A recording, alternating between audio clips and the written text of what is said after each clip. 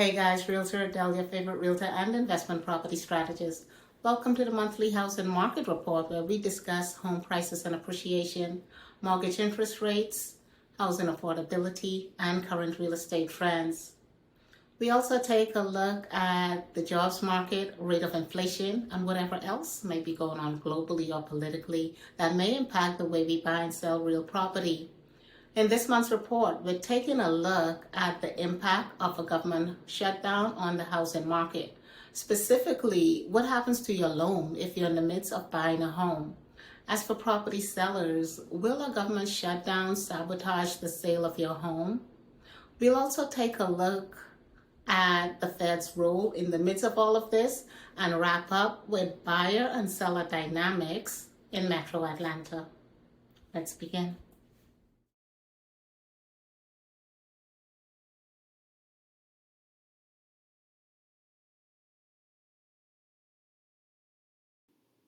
Increased inventory and longer than expected days on market has resulted in home sellers reducing their asking price. This is in an effort to encourage interest from buyers that may result in an offer and ultimately a sale. However, there seems to be a collective disconnect among sellers in regard to pricing, and they end up chasing the market if they don't price right the first time. Of course, all real estate is local. This chart shows us the price reduction percentage state by state. In Georgia, there's been an overall price reduction by 23% of property sellers. Here's a look at home price growth rate year over year, January of 2024 through July of 2025. We can see the ebb and flow of home price appreciation rates over a period of a year and a half, so not so long ago. Home prices were appreciating between 6 to 6.9% and has consistently adjusted to around 50% lower of where it was initially during this period. As of July of this year, the average home price appreciation nationally was at 2.3%. Note that home prices are still appreciating, just at a lower rate. Keep in mind that all real estate is local, so depending on where you are, this number may differ.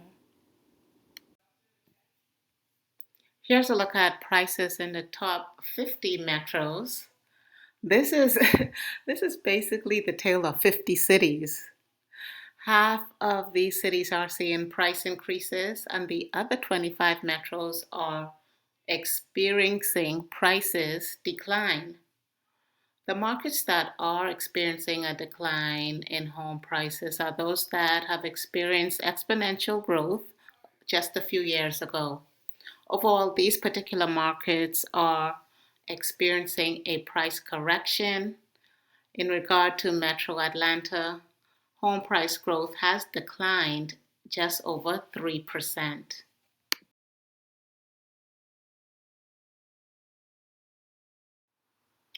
Mortgage rates tend to mirror or reflect what's going on economically.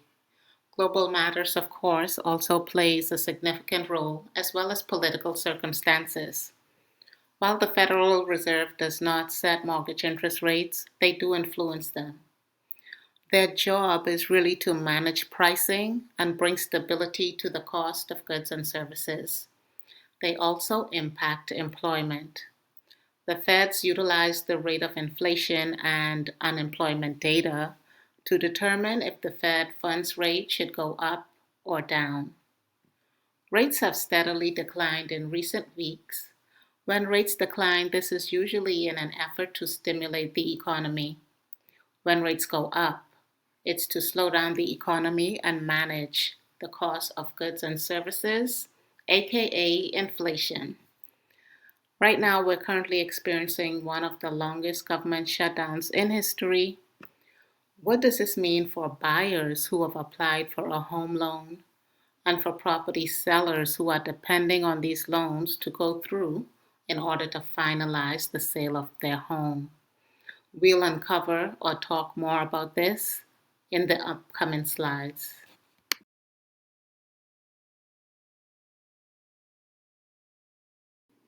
Not a lot of jobs are being added to the economy right now. Further, there have been massive government associated layoffs in recent months, which will further negatively impact these numbers.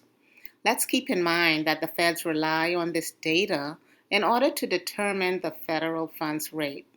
With a government shutdown, this data may not be readily available. We'll have to see how it all pans out. If you have applied for a home loan that is backed or insured by the government during a shutdown, then your plans to purchase a home are directly impacted. Now, for FHA and USDA home loans, new applications are put on hold and existing applications will be paused. If your loan has already been approved, definitely expect delays. VA loans are partially or partly backed by the government and processed by private lenders. Delays may still occur due to a slowdown with or in internal processing. If you're a buyer utilizing any of these loans, the number one thing to do is to keep a consistent and open line of communication with your lender.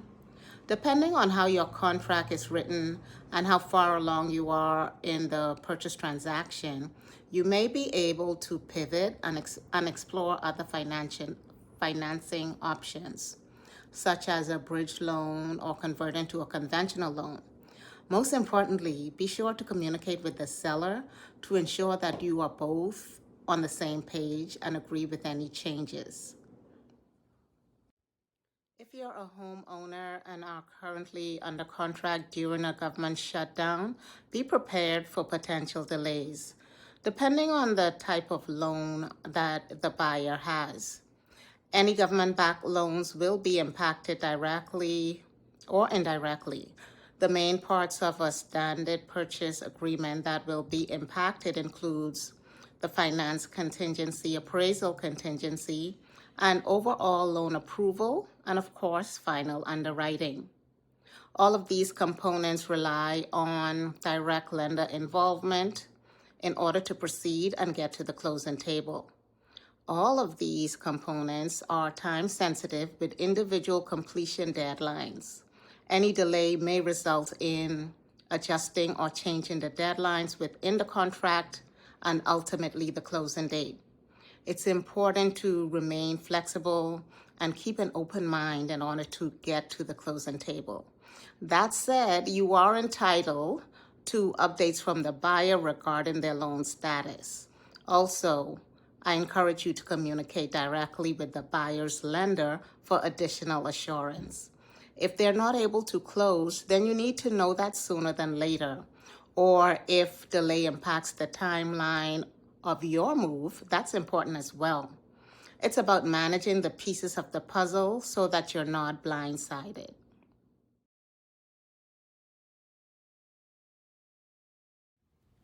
Let's take a look at housing market trends in Metro Atlanta, starting with single-family detached homes. Pending sales, 3,303. Actual closed sales, 3,428. Days on market, 41. Average sales price, $554,599. Sellers are currently receiving 98% of their asking price. Month supply of inventory for single-family detached homes, 4.3. With inventory at 4.3, technically we're not in a buyer's market. However, I would argue that due to stalled sales and longer than usual days on market, also with increased inventory, buyers do have a lot more options, thus putting them in the driver's seat. So while on paper, we're in a buyer's market for single family detached, the actual consensus, boots on the ground, right? Buyers do have more options, there is more inventory, and sellers are having to reduce their price in order to attract buyers since there are so many options. Therefore, I would argue that for all intent and purposes, we are experiencing a buyer's market when it comes to single-family detached homes in Metro Atlanta. As for condos and townhomes, pending sales 854, actual closed sales 874, days on market 54, average sales price 405,612. Sellers are receiving 98% of their asking price. Month supply of inventory 5.9, which I'm gonna call 6. So to further break this down, attached homes have been experiencing a buyer's market since the start of the summer. So that's no surprise there. Of course, the main difference with attached homes and detached homes is usually price. So detached homes are usually more. And also, people prefer detached homes. So usually there's more inventory when it comes to condos and townhomes when compared to detached homes. And we can see that here because there's 4.3 for detached, and here we're at basically 6 months. Now, across the board, sellers are receiving 98% of their asking price, and the average sales price for attached homes have increased month over month. But just wanted to further break that down. Also, another indication of the market is the amount of money that sellers are receiving, or not the amount of money, the percentage that they're receiving of the asking price. So here we can see that they're not quite receiving 100% of what they want, and however, it's pretty close. But that just tells us that sellers are willing to negotiate, again, due to the increased inventory and longer days on market.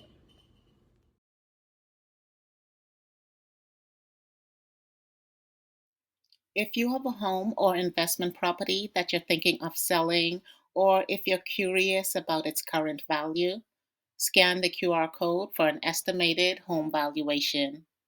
The results are based on a combination of actual home sales within a certain radius of your home or property. Of course, if you're interested in a more customized valuation, please contact me and I'll be happy to provide that for you. As we settle into the fourth quarter, increased inventory and stalled home sales continue to headline housing market trends. Longer days on market have resulted in sellers having to reduce their asking price multiple times during the listing period. Home price growth is declining with an average national rate of 2.3%.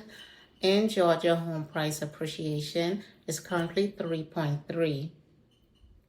50% of the 50 top metro areas have seen price increases, while the other 50% are experiencing price declines. It's important to keep in mind, of course, that all real estate is local, and you may want to consider or think hyperlocal, especially with all that's going on, including the government shutdown.